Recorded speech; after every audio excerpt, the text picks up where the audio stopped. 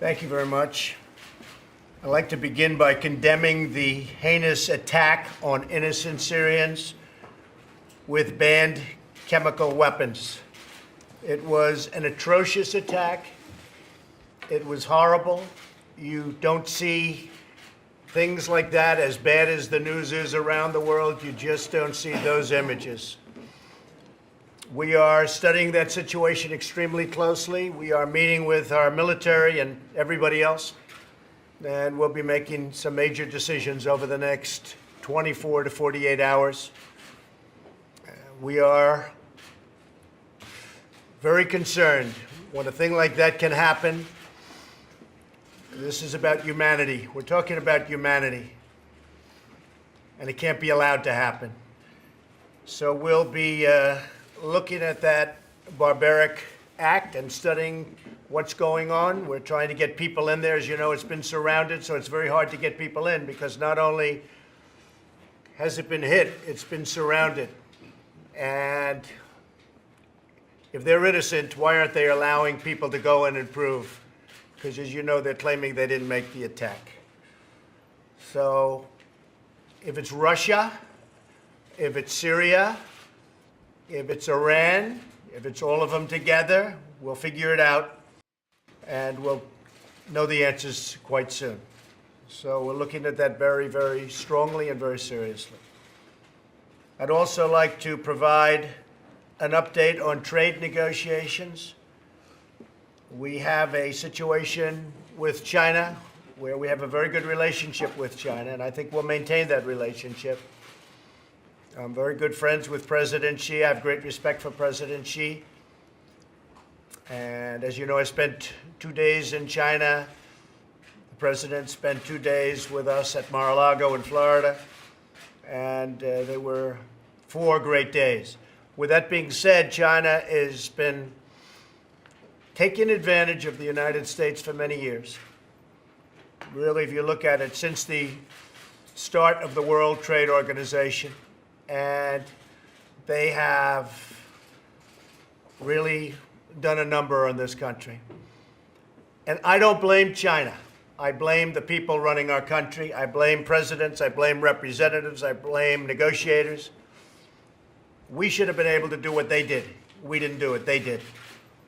And it's the most lopsided set of trade rules, regulations that anybody's ever seen.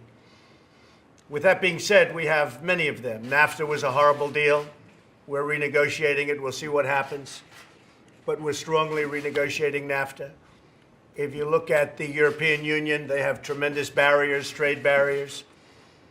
We essentially have bad deals with everyone. We're close to finishing a deal with South Korea, which was a horrible deal. It was going to give us 200,000 jobs. Well, that didn't exactly happen. It gave them 200,000 jobs. We lost jobs. And it was a horrible deal. And that's being renegotiated.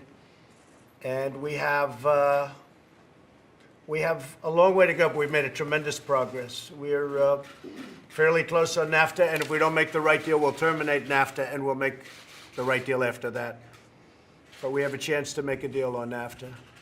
And as I said, the North Korea and South Korea situation, which complicates it, the deal that we have with South Korea, I think is going to be, it's going to be a very fair deal. We want a fair deal, and we don't have fair deals. North Korea, by the way, as you've probably seen, and we've been in touch with North Korea, we'll be meeting with them sometime in May or early June, and I think there'll be great respect paid by both parties, and hopefully we'll be able to make a deal on the denuking of North Korea. They've said so. We've said so. Hopefully it'll be a relationship that's much different than it's been for many, many years. This should have been done by other presidents, and they decided they didn't do it. They couldn't have done it. But it would have been a lot easier if it were done 5 years ago, 10 years ago, 20 years ago, a lot easier than now. But we have a meeting that is being set up with North Korea, so that'll be very exciting, I think, for the world. I think it's going to be a very exciting thing for the world. We're going to be talking about opioid today, opioid destruction. and drug destruction. As you know, we strengthened up our southern border. Last year we had record low numbers. This year they've gone up. To a certain extent, it might be because our economy is good and people are trying to come into our good economy. But we're putting the National Guard and military at the border. We're beefing up the Border Patrol, who've done a fantastic job. ICE has done a fantastic job. And we will take care of that situation. We need a wall. Whether you're a Republican or Democrat, we need a wall. And it'll stop your drug flow. It'll knock the hell out of the drug flow, and it'll stop a lot of people that we don't want in this country from coming into our country. But right now, we're putting the military and we're putting the National Guard, and we're going to have very strong borders. We have strong borders now, but they're going to be much stronger. And with that, the cabinet meeting will begin. We're going to be discussing a lot of different elements of what's going on. The country is doing very well. We've created 3 million jobs since the election. We have 700,000 jobs in the last number of months. The numbers are starting to come out from companies, corporations. They're doing incredibly well. It's very solid. Our country is on very solid footing. When we do a deal with China, which probably we will, if we don't, they'll have to pay pretty high taxes to do business with our country. That's a possibility. But if we do a deal with China, if during the course of a negotiation they want to hit the farmers because they think that hits me, I wouldn't say that's nice, but I tell you, our farmers are great patriots. These are great patriots. They understand that they're doing this for the country. And we'll make it up to them. And in the end, they're going to be much stronger than they are right now. Don't forget, farmers have been trending downward over an 8-year period. Their numbers have trended downward, in some cases significantly. So between NAFTA and China and all of the things we're doing, we're going to make them much better than they've ever been. But during this period of time, Sonny Perdue is here. He understands exactly what I'm saying.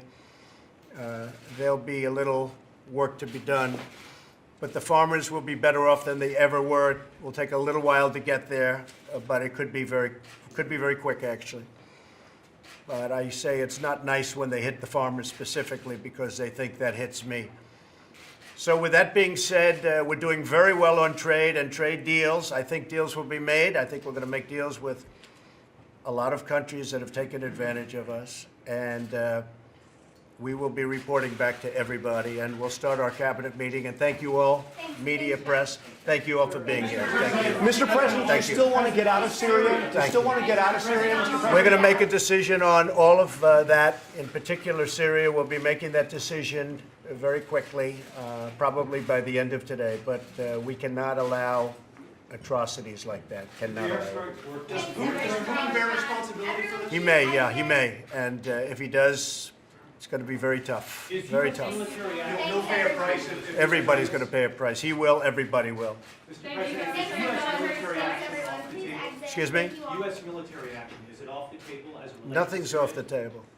Nothing's off the table. Is there some doubt as to who was responsible for this, guys? Well, they're saying they're not, but to me, there's not much of a doubt. But the generals will figure it out probably over the next 24 hours. Thank you, everybody. Thank you. Thank you.